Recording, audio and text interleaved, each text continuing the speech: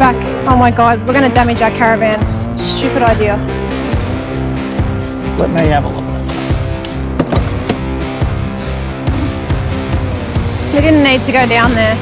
That was a stupid decision. Laura just went for a bit of a walk then. I cooled down a bit as well.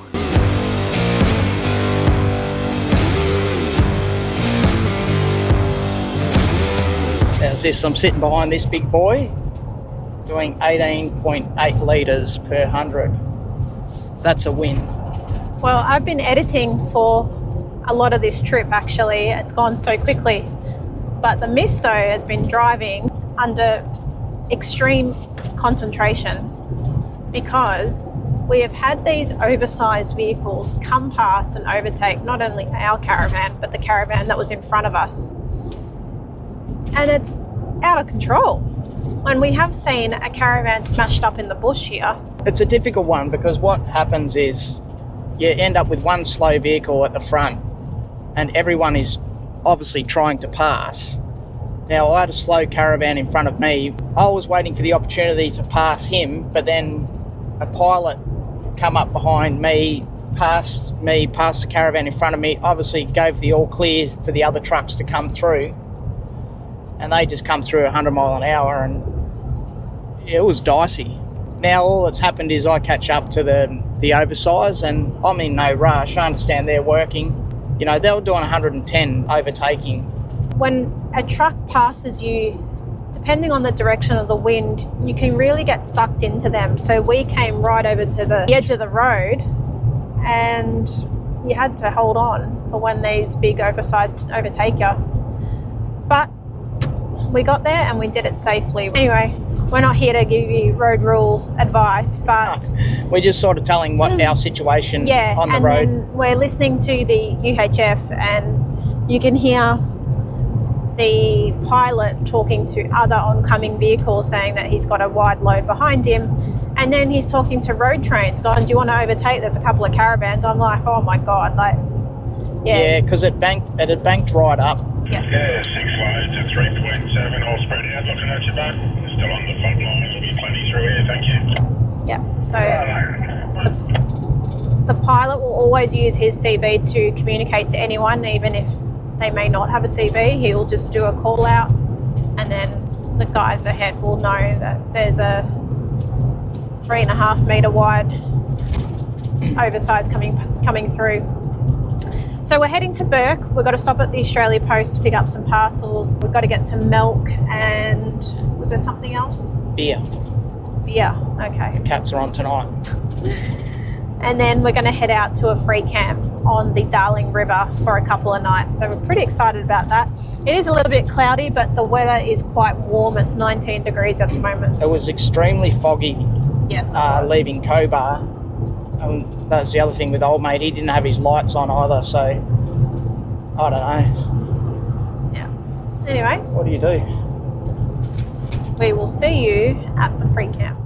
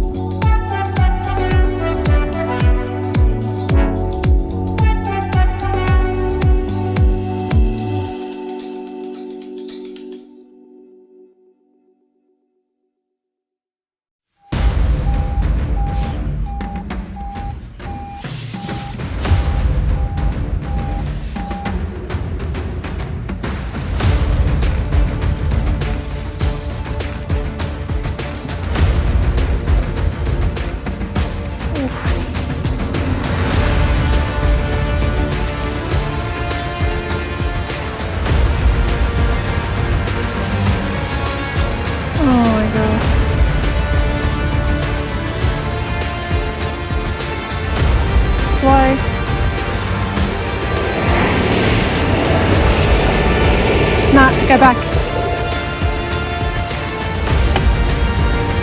No. What? No. No. Oh my God, we're going to damage our caravan. Yeah. Because the back's on the ground.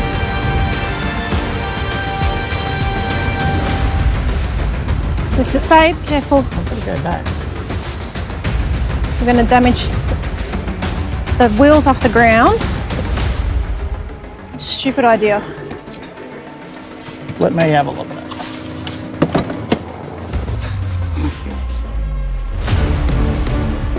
What's wrong with that?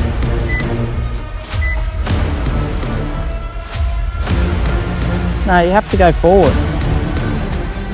I just couldn't get up because I didn't have it in full drive. It has to go forward, we can't go back now.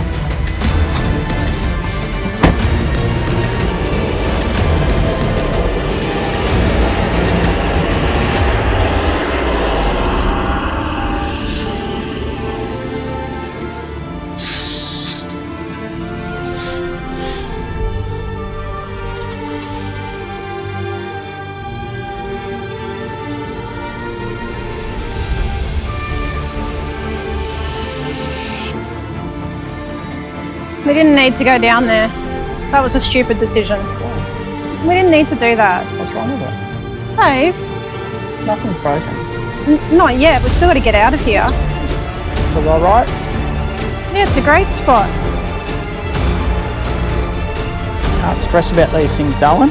We've got the van to use it. We write it off. We're not writing it off.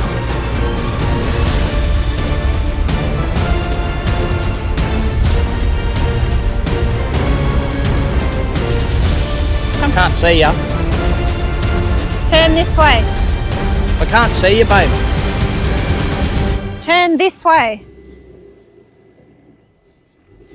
All right, we got here safe and sound. A couple of little hiccups. Laura was really concerned about that big dip down there, but I knew we had it covered. So we're here and we've got a good spot because we're by ourselves. Otherwise, everyone's camped all the way up here. Laura might have mentioned that we picked up a few things from the post office. One is this little beauty that we're going to give it a real red hot go. It's a 12-volt air fryer. Straight into the battery system. And also this can sit up the top here whilst we drive, so we can cook things. Look, the basket's not very big, but you'd fit a couple of pies in there, a couple of sausage rolls. And it is drawing, as we speak, 19.9 amps. I'll turn the fridge off so you just get an idea of exactly what's coming out and unplug the STARLINK. So there you have it, that's it. I think Laura ordered this online from Outback camping store or something. And then there's something else that she picked up as well, which I can't wait to show you. You happy, boy? Good spot? Better spot up there. Oh, do you want to pack up? We've just had one of those moments, and it happens, like we've been driving for a while and Laura was trying to tell me not to do something and I did the opposite. So it happens, we have a bit of an argument. Of what? Not to go down that big dip. No, I made the mistake of not getting out and checking. Oh, well, even the guy that walked up said, you'll get through there, no worries. Yeah, didn't think you realised we had a 22-foot caravan. The fortunate thing is we've got good departure angle on the back, and the only thing that's happened is it's bent the number plate back. So we'll just have to straighten that out. Otherwise, she's good. And that's the key too, like we haven't really eaten today as well. So we've been driving, navigating all the trucks and everything else, and you get to a spot and it's the smallest things that will just tip you over. Like Laura just went for a bit of a walk then, I cooled down a bit as well. You're here to enjoy this, exactly where we are. No one means what they say at the heat of the moment. So it's important to take a deep breath and go for a bit of a stroll and just feel a bit better. But there you go. This is a good little spot. We'll see if Laura wants to move, otherwise we'll stay down there. Some of these hard spots to get to are the go, because then you end up with the whole place to yourself, because there's a lot of people that wouldn't tackle that. And I get what you're saying, like our caravan's up for sale, we don't want to break it, but you still need to use it. You have insurance for a reason.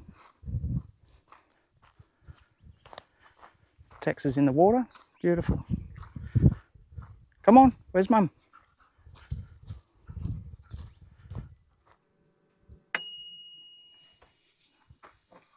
Oh, there you go. Oh, yeah, that's good. That is good. That King Billy's pies at the best. That. There you go. That was only on for 10 minutes. We'll put some sausage rolls in for Laura.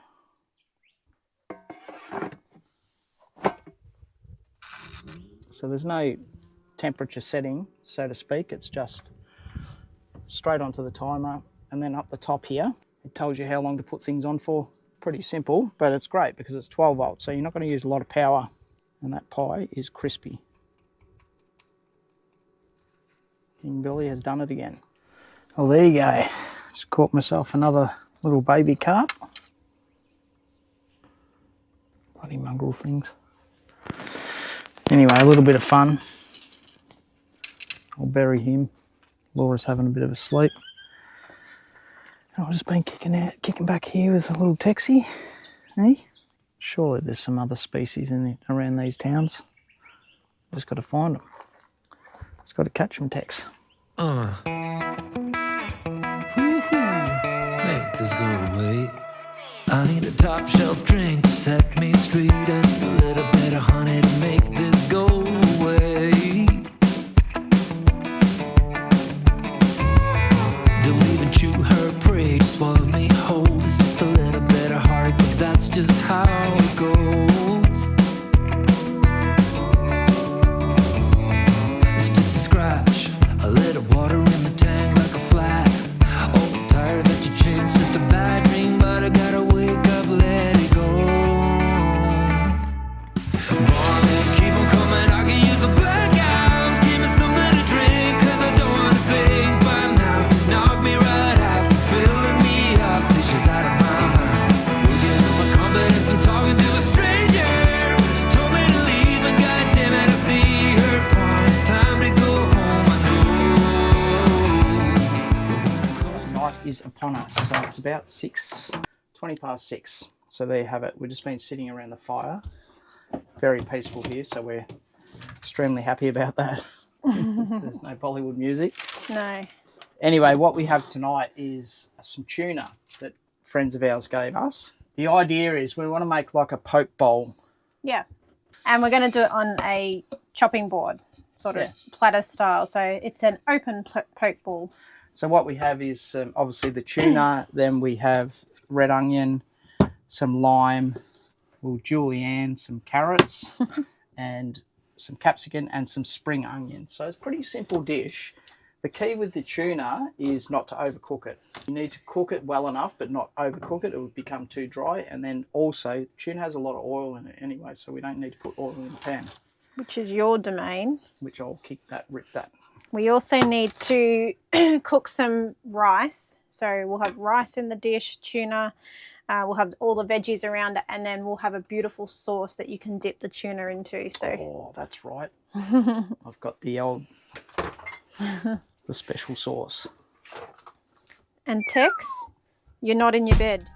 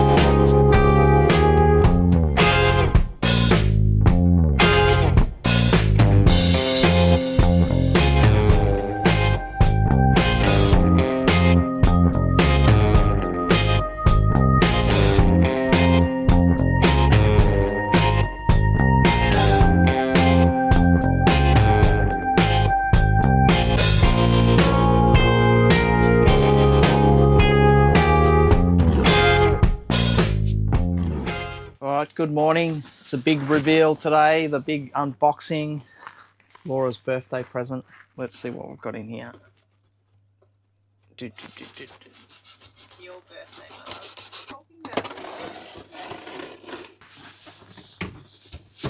Yeah, so the old coffee machine had to go in the bin because it started leaking over the bench. So Laura found this on Amazon, and so she had it sent to Bourke. So do you think I've been hanging to get to Bourke? Which is literally just happened. Another box.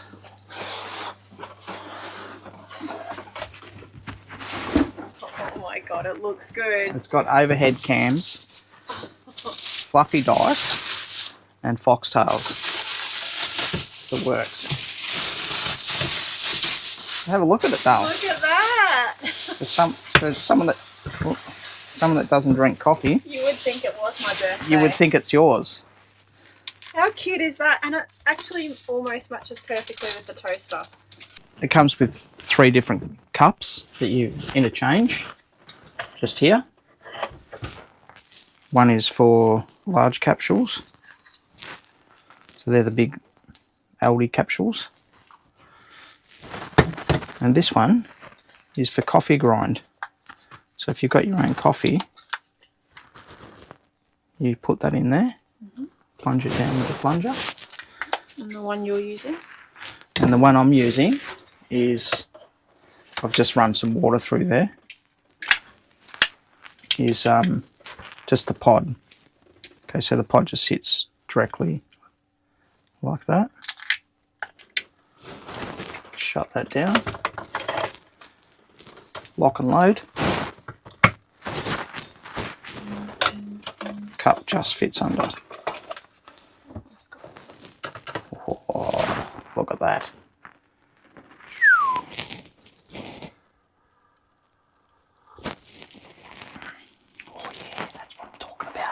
Yesterday when the Misto was fishing, I was reading my Brian Brown book about the drowning, and I was up to chapter 15, and there's 48 chapters actually, and I read the whole thing yesterday. I'm pretty stoked with myself because it takes me a lot to read a book. So now I popped it over to the Misto's side. We did some research last night, and you can actually listen to it on an audiobook. So we might do that when we hit the road tomorrow and see how that goes.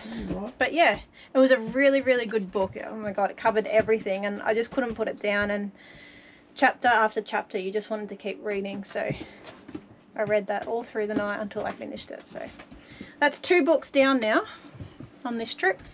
How many have you read? I've been providing, catching carp. Enjoy your shower, darling. So it's going to be a top of 24 today. It's actually quite warm already out here, which is lovely. Slowly we've been making our way further north, and it's getting a little bit warmer as we go through each town. So the Mister's going to have a shower, and then we'll take the doggies for a walk into the bush. Bit of a bush walk. How nice is today? Oh, our neighbours are gone that were there last night. Actually, everyone's gone. All along the bank's gone. The neighbours that were here have gone. There you go. All right, that's the back of Bourke, done and dusted. So this camp's called Maze Bend. Absolute plenty of camping, isn't there? Yeah. Very spread out, so it's a good little spot. So this is the Darling River, and most people will camp where the campground says it is. Right at the entrance. But if you're game enough to go down these tracks, there's plenty of campsites all along the river.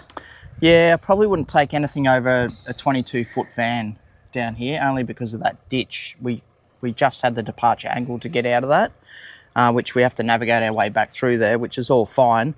Otherwise, a little bit of ducking and weaving, but yeah, if you're comfortable and capable, then give it a go, because you'll be by yourself on this side. Yeah, we went for a walk yesterday, and there's quite a few big trees that just lean over the track, so you really got to navigate your way carefully around it. There's a few people down there at the moment, so I don't really want to put on a show for everyone. So we'll just go slowly. Show goes on. We've already damaged our rego plate. I said to Troy, I'm not sitting in the car for this. I'm walking and I'm not helping either. It's an off-road caravan. It's built for this stuff. The car's built for it. The other thing you really need to know is the capability of your equipment, because you don't want to be doing these tracks if you don't understand the limits that you can push your caravan or car, because then you will break something. So that there was right on the limits, but I knew we were definitely fine to be able to get up there. The mistake I made is I didn't have it in low 4 coming in, and I just let it roll back a touch and it banged into the back of the bank. That's why the number plate's bent up. Yeah. Otherwise, she's all good. It just looks awful because one of the wheels of the Caravan is off the ground, and it's... Well, yeah, I can understand why it freaks some people out, but I've done plenty of four-wheel driving, understand how it all works and everything like that.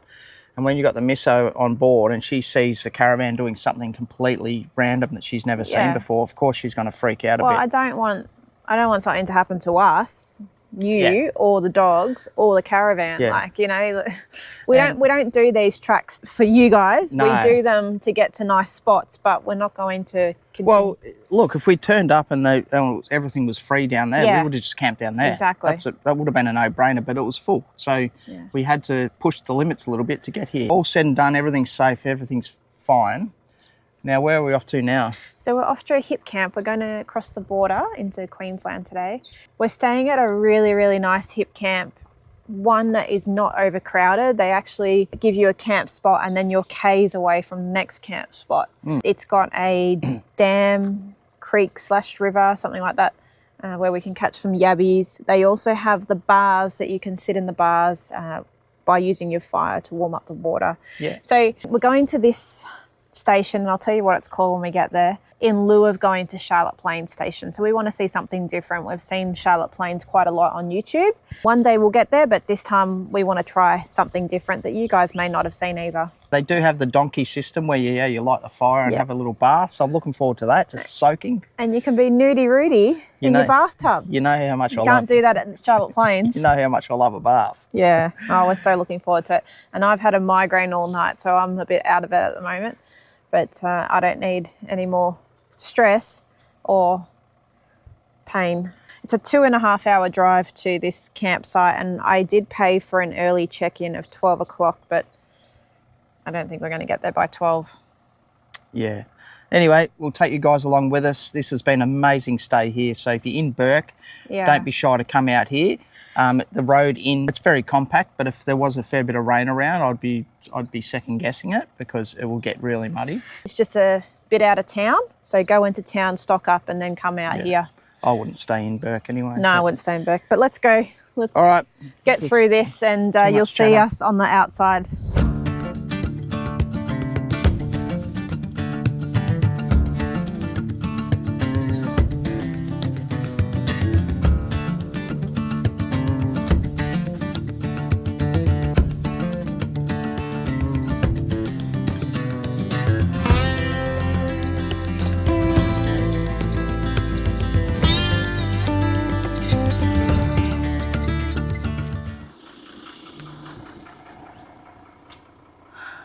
Please be careful.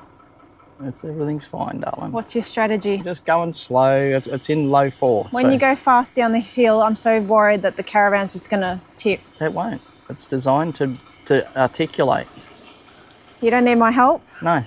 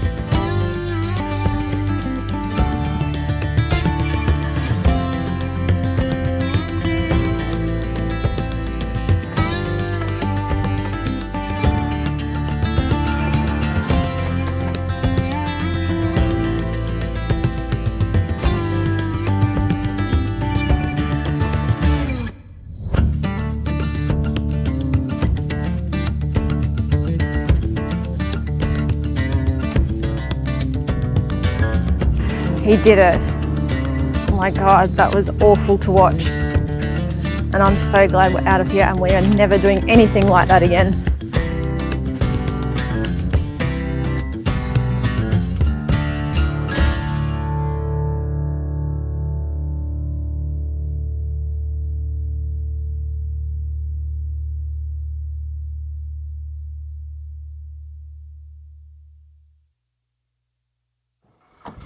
See, Dale? Nothing to stress about. I'm glad I didn't have breakfast. Anyway, well done, darling. I'm shaking like Really? that. Yeah, that's just horrible to watch. Nah. If anyone knows Ruthie, he always calls his wife the handbrake. Oh, He goes, shut I up. brought the handbrake along. And they're like, stop, don't do that. What are you doing? You know, It's going to tip. we're the considerate ones, the logical ones. Anyway, let's go. Let's get out of here.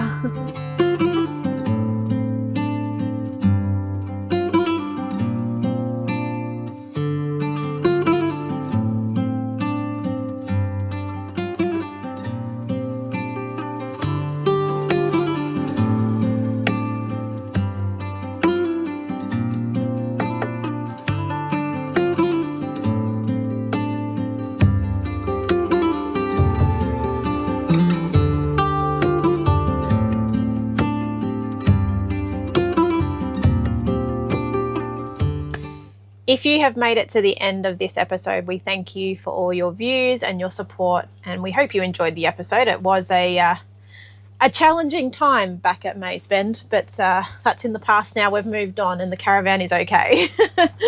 The Misso's okay. Yeah, the Misso and the Misto are okay too. So Yeah. we're all good, but you're probably hanging out to see what our views are on this whole Great Aussie Caravan saga. And we're here to answer all your questions because we've been inundated and very overwhelmed with all your messages of support and asking us whether we know what's been going on and stuff. So yes, we do know what's been going on because we've had so many people message us and give us an update basically daily of what's been happening. So we're here to talk about that and put everything to bed, and then we're going to move on and enjoy our holiday. We need to point out that we actually haven't seen anything in writing from Great Aussie Caravans themselves, nor have we spoken to anyone that works there, and we won't be doing that either. We have no affiliation with them. We just have one of their caravans, and that's why we want to give you an update, because there seems to be a misunderstanding of where we stand with them and what we're doing moving forward. So first, we'll take you through our journey of our caravan life, just to give you an update of how we got to this position. Yeah, it's pretty important because, like Laura mentioned, there's a lot of speculation about who's ambassadors, who's getting free vans, who's got some deal where the van's got to go back and all that. That might be the case for other channels, but it's definitely not our case, and it never was the case with us. The affiliation we have with Great Aussie is that we purchased 2 vans from them. And the first van we liked, the bunk van, we moved on from that to give us a bit more room for the dogs and sleeping arrangements for Dad and Harrison. And we approached Great Aussie and said, we'd love to design a van ourselves. Is that possible? Because we were in the market for any particular van at the time. And they said, absolutely, come in and design exactly what you want. We'll say whether it can be done or not. And that was the reason why we built this particular van right now, to suit our needs with Coco, with Harrison, with Dad. We didn't have Tex at the time. So that's how that all come about. Our first Great Aussie Caravan was a bunk van that Troy mentioned, but Harrison was still in the early years of high school. After a couple of years, he since grew out of the bunks, and we knew that he needed his own space, and therefore he'd more likely be in a swag or rooftop tent moving forward. We wanted our own space because obviously we have a lot of people come traveling with us. So we wanted the separate rooms, and that's why we designed this caravan to have our own bedroom that we can shut off, and this front club lounge with all these great big windows and space to host people when they come on tour with us. So that was the idea around that. Yeah, that's right. So it brings us down to what was the deal with Great Aussie. We got a discount on the van. There was no ambassadorship. We never wanted to be affiliated with a caravan manufacturer for this particular reason, that you're sort of dictated about what happens with them.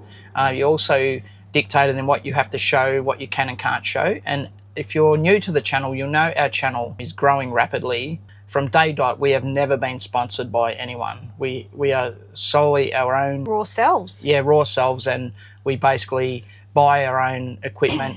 We do get things offered to us for free all the time, and we decline them. We actually pay for every single thing that we have for that reason. We want to be able to say, this is good, this isn't good. And I know there's channels out there that actually do that as well, and they might get free things and they might say, oh, it's no good. But for our channel and for us to be authentic, we think the best way to do that is to be non-sponsored. So with nearly 18,000 subscribers, we have resisted the urge to be sponsored. And then when you have situations which has just evolved with Great Aussie, this is a great reminder to everyone out there just to be careful about what you sign yourself up to, because the last thing we would want is to be out on the road and go, oh, you got to bring the caravan back because the company's in liquidation. Or you have to be at this show in Melbourne, this show in Sydney, this show in Brisbane, this show in Perth. Yeah. So your whole travel plans are dictated around where the manufacturer has a show, how long the caravan needs to be there for, how long you have to be there for, the hours that takes. That was never for us. Yeah. And not only shows, events, like, yeah, you know, big Bathurst events and rallies and stuff like Yeah. we were never interested in any of that from the start. And to touch on Troy's point about being sponsored by other products, from the very beginning we wanted to be different. We wanted this channel to be different, and therefore we never wanted to entertain getting sponsored by Blue Eddy. Like, you know what, we'll just buy it. Many people have asked about our Kazilla calendar, and we just tell them how much it is and where we got it from. Where you get it from. There's no discount codes here. Yeah. But anyway, we digress. We've just always maintained that no matter what the viewer behind the camera thinks, behind the TV thinks of us. I think it's important to just really underline that fact that we are not sponsored. We tell it how it is. That's People right. that close to us know that's the exact truth. And now, what happened at the start of this year? We went and had a meeting with Great Aussie. Yeah. The idea behind the meeting was to build a new van and have a different layout because we have techs on board now. You might have known that I'd lifted the bed up in the van to put the dogs under there, and that worked really well. But it wasn't a long-term solution for us. It was always just get it done to finish off this particular travel leg, and then we'll design a new caravan that actually suits everyone again. We were looking to go back to a 3.5 ton. That is the maximum. That's it. Yeah. And that's where our headspace was back in January this year. Yeah, essentially we're going to downsize a little bit. So we'd spoken to Great Aussie, and they were really pumped to be able to build another van for us. And we sat down and we drew the whole thing out exactly how we wanted it. As the weeks went by, Laura and I were travelling, and we had no contact with Great Aussie at all. We'd sent through the plans of exactly how we wanted everything, and they never really got back to us. So we were just like, oh, you know what? Maybe we go in a different direction. Yeah, which was really disappointing because at the meeting, everyone was in on it. They filmed a little short to say, a reel that we'll build. Journey building Unknown's going to build another van with us. We were excited about that, but they never got back to us. Yeah, we constantly got people messaging us. It's like, we know what's happening at Great Aussie, or can you call someone because they're not getting back to me? And our response was, we tried to call them and they don't get back to us sometimes. Not all the time, but sometimes. We don't have any pull over at Great Aussie. We weren't affiliated with them. We weren't ambassadors. So we're not employed by Great Aussie, and we never were. So, and despite designing this caravan, and they sometimes call it the JU Front Club, it's not on their website. So there really is no affiliation. It's just a design. You guys love it, and you guys might want to get the same layout. And you say, can we get Journey Unknown's Front Club Lounge? Yes, of course. But it's not on their website. It's not signatured by us or anything. Yeah, that's right. So it's easy to sort of, read too far into it because of maybe other creators have got deals and they think that everyone's the same. Now, it was never like that. With Great Aussie, it was basically, can you build this particular van, this particular way, and this is how much it's going to cost? And then they were like, yep, no problem. And you might say, oh, but you went to a few caravan shows as well.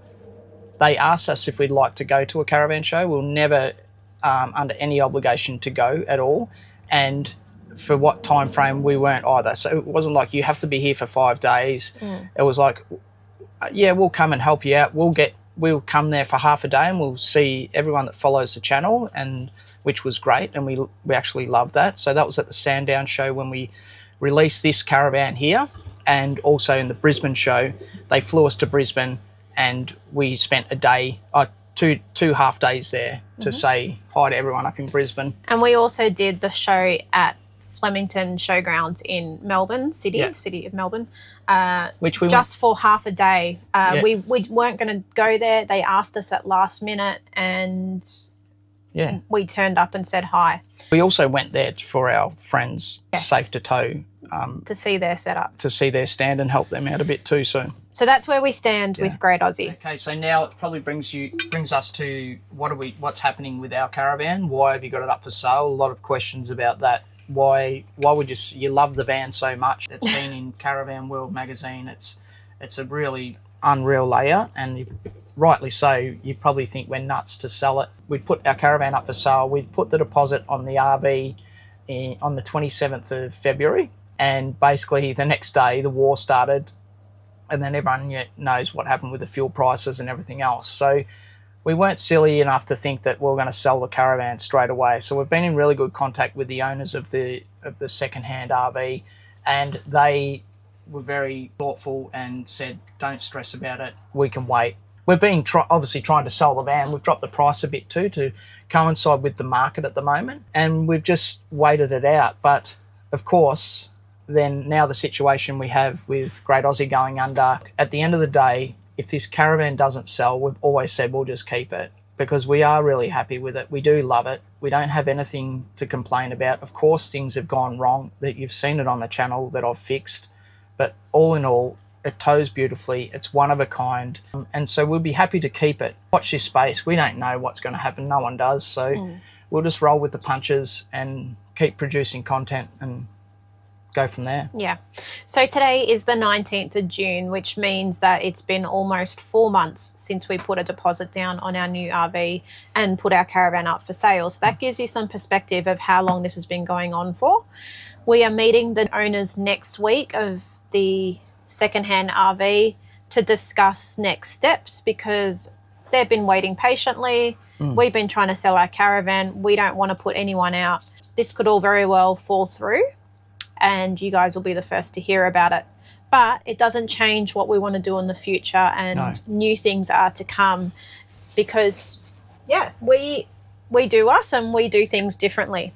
So that's where we're at with that situation. Let's bring you up to speed on this incident. It's quite a disturbing incident that happened at Great Aussie, and it did happen 3 years ago. It's only come out of the woodwork now because they've gone to court and a winding up application order was put through, and since they have gone into liquidation. So it's public news now. So it's and it's something that we actually had no idea about, to be fair. No. Absolutely, all the dealings that we've had through Great Aussie, we had no idea about any incident like this, and nor should we. We're not part of Great Aussie. We feel for the employee that was injured, seriously injured, and the implications that employee now has to go through moving forward for their life. We feel for all the employees at Great Aussie who have worked there for a very long time, have helped us with our caravan, and are now potentially jobless or are going to be impacted, and that is going to be the most stressful part for them.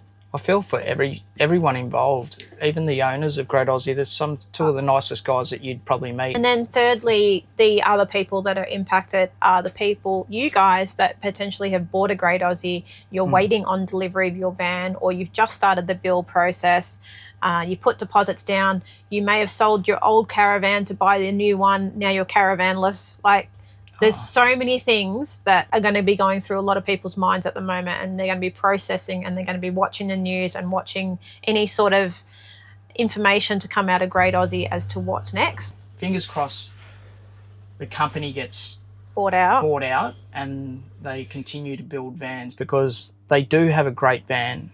contrary to what you might read online or Facebook and all that sort of stuff. There's a lot of people impacted. We are thinking of them. You guys are thinking of us. We really appreciate that, but please do not worry. There's nothing happening with us. We have no build on schedule with Great Aussie, and we didn't anticipate on building another van with them. We won't be taking our Caravan there for any warranty repairs. We will fix anything that we need to do ourselves, or we will contact the suppliers directly if we need to about any electrical or appliance issues. That's really it with the Great Aussie side. And it's actually not just Great Aussie. We've heard it's Network RV, it's Victory Caravans, it's Billabong Caravans. And was there one more? There might be one other. Look, they won't be the last. No. Anyway, that is it. Hopefully that answers all your questions. We are very much in the midst of our travels at the moment. We're in some warmer weather, hence the T-shirts. And we're excited to show you some of the episodes to come moving forward. We're still doing the 2 episodes a week. We love all of your support. We love all of your comments. Basically, this topic about Great Aussie is the only one that we're not really commenting on anymore because we've just been inundated with messages. We're just giving you guys the love, and that's our thanks for reaching out. That's the exact reason why we haven't made this about a big thumbnail about Great Aussie, or, you know, it's a lot of people impacted. We don't want to ride on the coattails of drama that we're not affiliated with. So this is not our story. Yeah. We've got the Caravan. You guys are reaching out. And so we thought we better just touch on this situation. We'll chuck it at the end of our episode. That's it. We're not making a whole new episode about it. It's not our story to share. And it's not a great story. No. So that's the last of that situation that you'll hear from us about. Thanks again for all your support. We really love it. We love your channel appreciation. It helps us continue our travels. Thanks for liking and subscribing, and we'll see you guys on the next episode. Yes, come on the journey with us. We'll see you next week, guys. All right, see you guys.